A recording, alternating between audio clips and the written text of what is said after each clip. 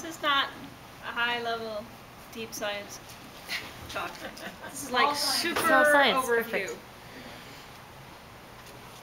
One of the things that we talk a lot about Glacial Heritage as a demonstration site where we can take new ideas and new restoration techniques and put them on the ground and see what happens. And that's not something we talk about a lot. We talk a lot about our on-the-ground tall oak gust control and Scotch broom control and all of the innovative stuff we do there, but there's also some pretty straightforward science happening at Glacial. You've already heard about a few projects. The Black River project went through Glacial. Warren's oak study, one of his sites was Glacial. The Golden Paintbrush, one of the sites is Glacial, and Eric's plots, one of his sites is Glacial. They're projects you already know about, which I don't want to tell you about again. You all know about the Collins projects, right? And the ACUB vegetation and soil surveys and the ACUB butterfly enhancement. There's some projects though that you might not know about, which various folks are doing, and you can just take a look at those for a second, and I'm going to go through them individually.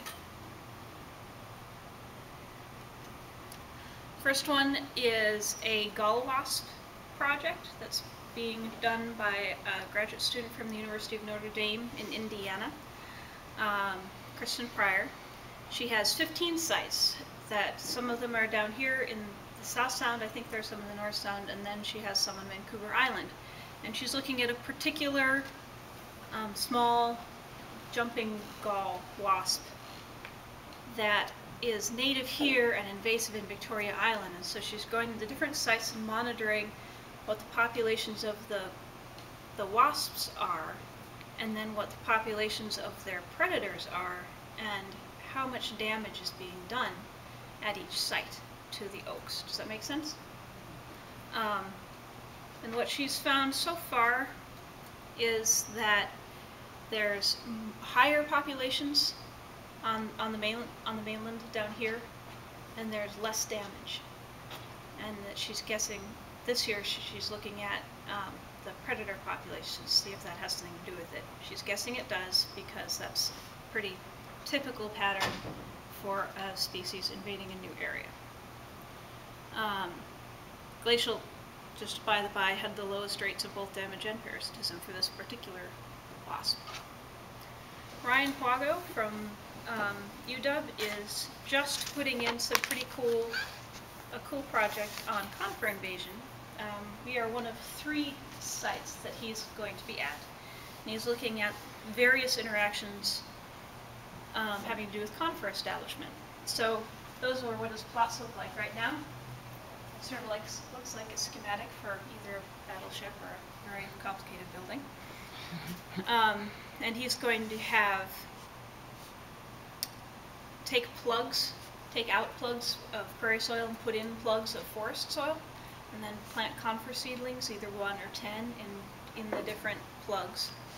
He's going to shade some of them with hoop houses, and he's going to glyphosate and then hand pull some areas to get rid of the competition from grasses, basically, for the conifers, just to see what happens. We've been doing fire out at Glacial Heritage for about 8 years now, and one of the things that we've been wondering is how is the vegetation responding? And we have our own small studies that are involved with this, but Dylan Fisher from the Evergreen State University College has about 105, 110 plots that are scattered all over our central prairie, which is where we do a lot of our burning. And he collects them every year, so he's picking up different fires every year. And because he's using students to do it, he's, instead of looking at the response of individual species, because he's not 100% confident on his students' ID, what he's looking at is community response, because at that level, any errors the students make are going to come out in the wash. So he's looking at vegetation response to fires over a gradient of fires. And so far what he's seen is that most of our fires are in the 1, maybe 2 fire stage. So if you're standing in any one place, there's been either 1 or 2 fires. And over how long? I'm sorry. he's got a 2006, 2008 fire in his current data set, and he'll pick up more as they keep happening. 2002 and 2006, and he's seeing that there's an increase in the Shannon's index in the overall diversity, and it mostly has to do with invasive species right after a fire. He hasn't seen any correlation with fires and native increase yet. We're assuming that that's going to happen as we repeat fires. And he also had a small group look at where the Scotch broom was versus where it wasn't, and found, surprise, there are more invasives there. And in particular, the velvet grass is almost only where there used to be tall oak grass, which might lead us to believe that there is in fact some longer term heritage of nutrients still left over from the Scotch broom, even though it's been gone for some time. Yannicka from the University of Washington put in a NutriNet plot. The Nutrient Network is a global project that's looking at nutrient limitation and the effects of grazers and the effects of fertilization in different ecosystems all over the world. They're trying to figure out how well we understand productivity and diversity. And she collected some pretty exhaustive data there. Sadly, they didn't select this site for the NutriNet project. They're going to do that. They built 2 sites and they're going to use one, and it's the other one. And now they're trying to figure out what to do with all this lovely data and these plots that are out there. So if anybody has any ideas, you might let her know. And then the Nature Conservancy has been working on large-scale direct seeding, and we put in some plots in areas that were burned in 2008. We were comparing the drill seeder versus the broadcast seeder at 2 pounds versus 4 pounds an acre plus a control. And what we have right now is super preliminary data because we've only been out, the seedlings just germinated, so we're out counting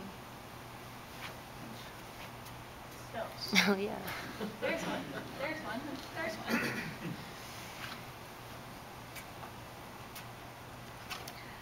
And it's been pretty interesting. The drill seeder is producing higher germination rates, but also much higher diversity. Sarah was saying that she had plots that had no germinates, and she had plots that had well over 100 germinates. But there's no difference between the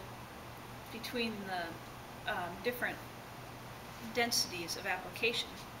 Whereas the broadcast seeder is doing something a little bit more like you would expect, where you're having less germination here in 2 pound than 4 pound. But they are quite a bit lower than the direct seeding, which we expected because the drill seeder puts it right into the ground. And as I said, this is the very preliminary data, so we'll keep you posted. One of the things that we saw is that there is some correlation between moss cover and how many germinates you have in the plot. I'm sure that y'all are shocked to hear that. There are a few other projects going on at Glacial that I'm not going to talk about today. There's an ongoing butterfly monitoring project that Barry's been doing. This is his 14th season this year. We're doing some pretty focused bluebird surveys where we've got boxes that we've put up, and we've got volunteers who monitor them every week to see how each individual box is doing. And it's given us some interesting data and caused us to change the way we do our bluebird program. And we have an invasive form control experiment that our volunteers have put together and done, for which someday you will receive the results from, but not today. And that's it. Any questions for Carrie? Excellent.